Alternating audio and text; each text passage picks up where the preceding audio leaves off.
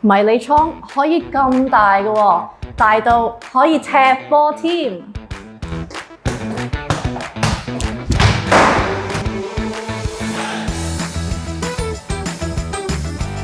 喺全港多區都有分店嘅出入2迷你倉，提供多種不同尺寸嘅迷你倉。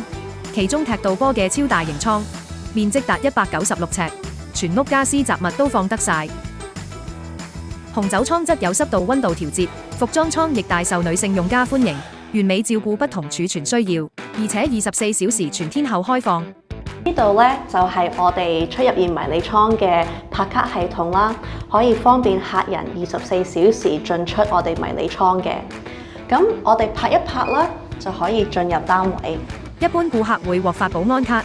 香港仔總店獨有嘅紅酒倉更要用人面辨識出入，確保安全。迷你倉環境亦乾淨，仲提供包裝及運送物品所需嘅工具。要做到如此貼心，創辦人劉津津就分享點樣用自身嘅足球哲學融入迷你倉生意上。但我好親力親為啊！我諗我真係將呢個成功啊，或者想做好呢間公司咧，係放得喺我生命好頭嘅 priority 咯。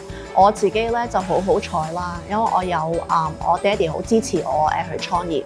咁但係我清楚即係唔係咁多人可以即係好似我咁幸運，可能有第一桶金俾到佢嘅。咁所以我希望即係政府咧係俾多啲支持啲年青人咯。無論係金錢上嘅資助或者知識上嘅資助，足球對我生意都有幫助。我領略到就係即係攻同守要有個平衡咯。咁我睇啲員工咧都係睇嗰啲好似足球咁嘅理念啦，即係可能我啲 sales 就係前鋒，咁然之後我啲 admin staff 就係可能啲防守球員，咁然之後我哋中場嗰啲人士可能係 marketing 啊咁樣，佢哋係輔助個前鋒，輔助啲 sales。佢哋亦都會同後勤嗰邊去接洽咁樣咯。我成日話俾自己聽，做嘢唔好怕蝕底，因為你學到嘅嘢，你累積到嘅經驗係你自己㗎嘛。